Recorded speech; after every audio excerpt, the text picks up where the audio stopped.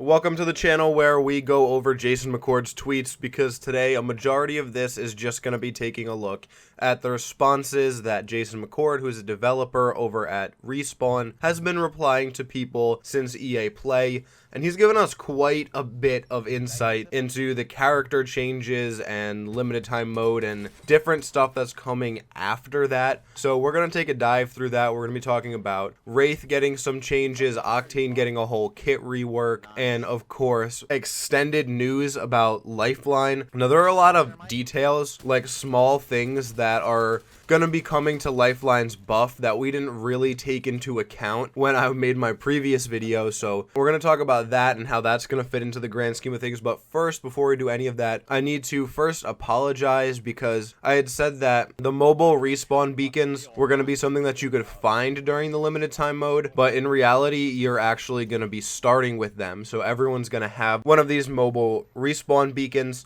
and then after the event ends, it's going to go live into the real game where it'll be probably a legendary item that you can find around the map. But before we get into this, if you haven't seen my previous video, I'm going to link it in the top right hand corner. I really recommend you go and watch that one first. It's not that long. And then you can come back here and watch this one, because this one's going to be a lot more in-depth version of that video. So we're going to be taking a look, as I said, at a lot of tweets. So let's just get right into it. So the first one is a whole lot of tweets, so I'll find one that's pretty conspicuous and show that on screen. But essentially what's going on is a whole lot of people have tweeted at Jason McCord to asking about when Octane's getting a buff, or if Octane's getting a kit change, or any of that stuff. And Jason essentially responded to just about all of those tweets with, yes, Octane is getting a big kit rework. You'll know about it in the patch notes, which aren't going to be coming out during the weekend. So you can probably expect those late in the day on Monday, or even early morning on Tuesday. So definitely keep an eye out for that. But as far as what kit changes we're actually going to be seeing, Jason hasn't gone into any detail about that. A lot of people have asked him if there's going to be a rework of the ultimate or tactical or passive or any of that stuff, and his response is really just wait for the patch notes. They'll be out before the event goes live. Unfortunately,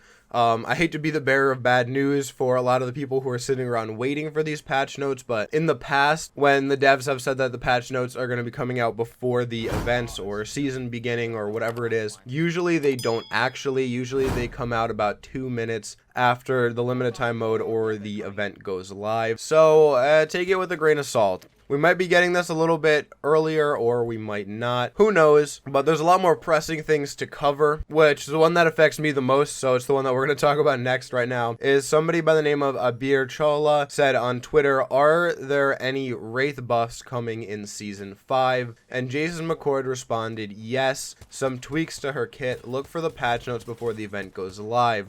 Which means that we're getting more tweaks to Wraith with this upcoming event, obviously, since he did say look for patch notes. So that means this is going to be a fairly immediate thing. So it doesn't sound like this is going to be anything huge, because he said tweaks to her kit, but you never know. Hopefully it's nothing too major. I've talked about this in a lot of videos in the past, but I feel like Wraith's kit in general, like just the 3 abilities that she's been given, each one of them is too powerful. And so she's perfectly balanced, but because of the abilities that they've given her, she's too powerful. And I don't think I made that clear enough in the video where I talked about how I think Wraith could be adjusted, because a lot of people seemed confused about that. But yeah, I think that if they extend her phase period any longer, she basically will have no poking ability, and they can't really do too much more with the portal.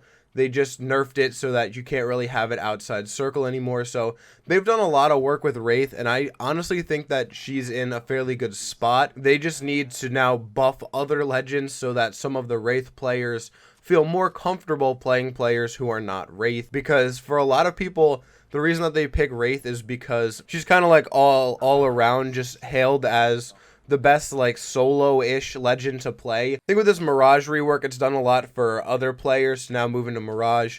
So hopefully with this Octane rework and Lifeline humongous buff, which we're going to talk about in a second, but hopefully this will start to dissipate that 33% pick rate for Wraith it's almost impossible for her pick rate to go up anymore.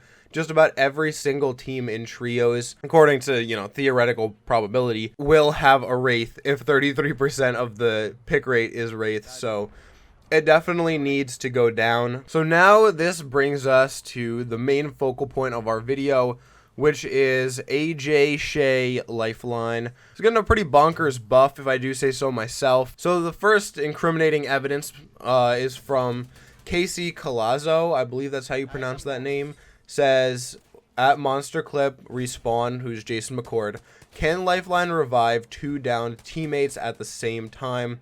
Doc drone on one and manually picking up the other.